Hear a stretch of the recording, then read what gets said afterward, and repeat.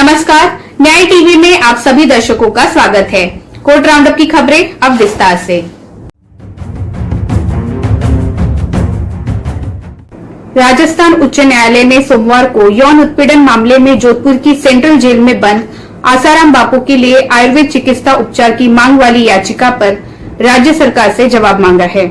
उनके बेटे द्वारा दायर की गई रिट याचिका में प्रभावकारी चिकित्सा उपचार का लाभ उठाने के लिए संविधान के अनुच्छेद 21 के तहत कैदियों के मौलिक अधिकार पर जोर दिया गया है। क्या संविधान के अनुच्छेद 21 के तहत किसी व्यक्ति का चिकित्सीय रूप से इलाज किया जाना मौलिक अधिकार है, चाहे वो किसी भी कैदी द्वारा किसी औषधीय प्रणाली के तहत ऐसी दवाओं की विभिन्न व्यवस्थाओं में हो सकता है जिन्हें एलोपैथी, आयुर्वेद, होम्योपैथी आदि से मान्यता प्राप्त है, राज्य द्वारा जैसा कि वो चाहता है या जिसके द्वारा अपने स्वास्थ्य में सुधार की उम्मीद कर रहा है।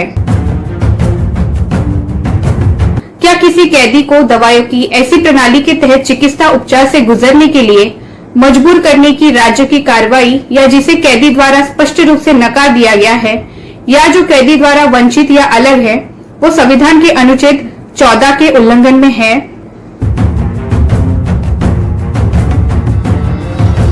क्या भारत के संविधान के अनुच्छेद 21 के तहत किसी कैदी के जीवन और स्वास्थ्य के अधिकार का राज्य द्वारा उल्लंघन नहीं किया जाता है जब वो कैदी को दवाई की प्रणाली के बारे में उसकी पसंद से इनकार कर देता है और साथ ही अपनी पसंद के एक विशेषज्ञ के मार्गदर्शन में उपचार चाहता है, जहां कैदी के लिए राज्य द्वारा प्रशासित उपचार उसकी स्वास्थ्य स्थिति में सुधार नहीं कर रहा है बल्कि उसका स्वास्थ्य बिगड़ रहा है। जस्टिस अरुण भंसाली की सिंगल बेंच ने मामले की सुनवाई 18 मई को तय की है।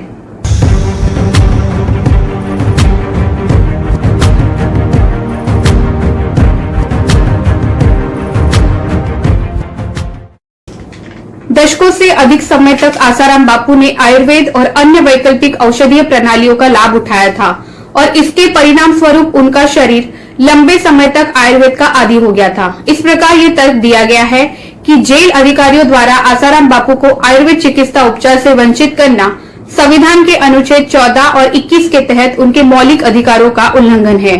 स्वास्थ्य के अधिकार में अनिवार्य रूप से स्वस्थ होने का अधिकार और चिकित्सीय उपचार का अधिकार शामिल है।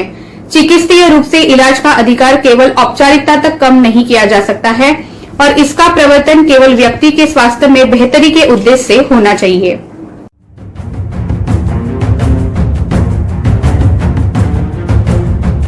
आसाराम बापू को पुलिस ने सितंबर 2013 में गिरफ्तार किया था और यौन शोषण मामले में जोधपुर की अदालत ने आजीवन कारावास की सजा सुनाई थी। जेल अधिकारियों द्वारा अनुचित और अक्षम चिकित्सा उपचार की वजह से आसाराम बापू की स्वास्थ्य की स्थिति पिछले 3 वर्षों में न्यायिक हिरासत में खराब हो गई है। ये आरोप लगाते हुए उनके बेटे द्वारा तत्काल याचिका दायर की गई है। याचिका में कहा गया है, जेल प्रशासन के इशारे पर याचिकाकर्ता नंबर 1 के पिता पर प्रशासित होने वाले उपचार को चिकित्सा स्थिति के आधार पर प्रतिबंधित नहीं किया गया है, बल्कि उनके पिता में मुख्य रूप से उपयुक्त और प्रभावशाली चिकित्सा उपचार की आवश्यकता में अपने जीवन के लिए खतरनाक बीमारियों की बढ़ोतरी कर रहे हैं।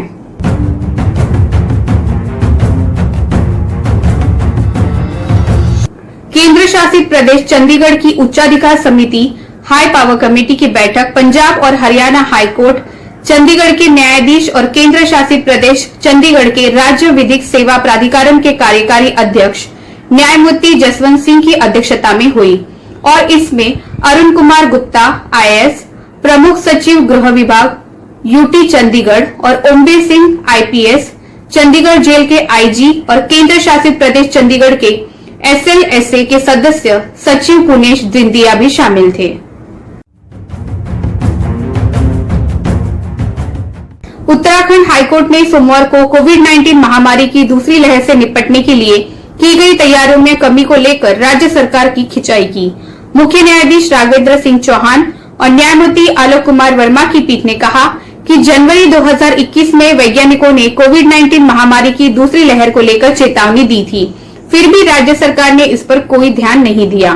पीठ ने आगे कहा कि हालांकि पिछले 1.5 साल से राज्य महामारी की चपेट में है, लेकिन राज्य में महामारी से निपटने के लिए योजना की कमी है।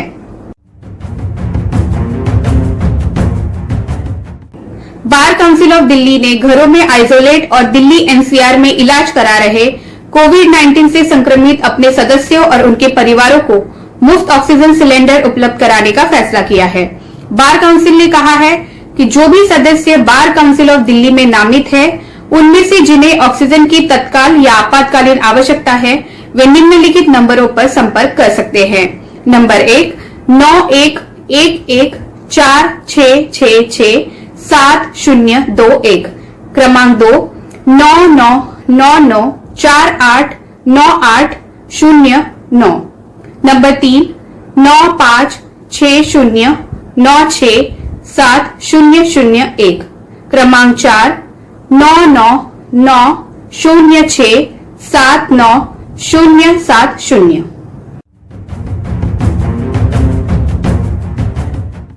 ये कहते हुए कि हिरासत में रखे व्यक्ति का पसंद के वकील से परामर्श करना संवैधानिक अधिकार है, जिसे राज्य कमजोर नहीं कर सकता है।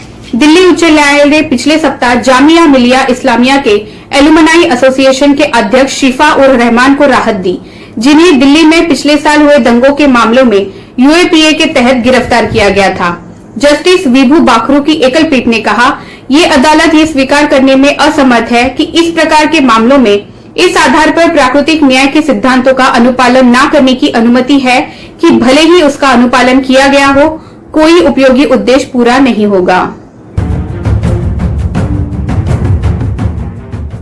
केरल हाईकोर्ट ने निजी अस्पतालों में कोविड-19 उपचार की कीमत को युक्ति संगत बनाने के उपायों पर चर्चा करने के दौरान केरल सरकार द्वारा निजी अस्पतालों में कोविड-19 के उपचार के लिए कीमत तय करने के नवीनतम आदेश की सराहना की। जस्टिस देवन रामचंद्रन और जस्टिस डॉक्टर कौसर एडपागत की पीठ ने कहा कि सरकार के आदेश ने इस संबंध में न्यायालय के बोझ को काफी हद तक कम कर दिया। कोर्ट को आज की सुनवाई में राज्य के अटॉर्नी जनरल ने सूचित किया कि अस्पतालों और स्वास्थ्य देखभाल प्रदाताओं मान्यता प्राप्त अस्पतालों, NABH अस्पतालों और गैर NABH अस्पताल के सामान्य वार्डों के प्रतिदिन की कीमत क्रमशः 2,910 और 2,645 रुपए निर्धारित की जाएगी। इसमें ऑक्सीजन, चिकित्सा और ड्रग्स, नर्सिंग और बोर्डिंग चार्ज आदि शामिल होंगे और CT, HRCT आदि को बाहर रखा जाएगा। PPE किट, दवाओं और इस तरह के अन्य टेस्ट की कीमत को अधिकतम खुदरा मूल्य या किसी अन्य अधिसूचना या आदेश के रूप में नियंत्रित किया जाएगा जब प्रकाशित किया जाए।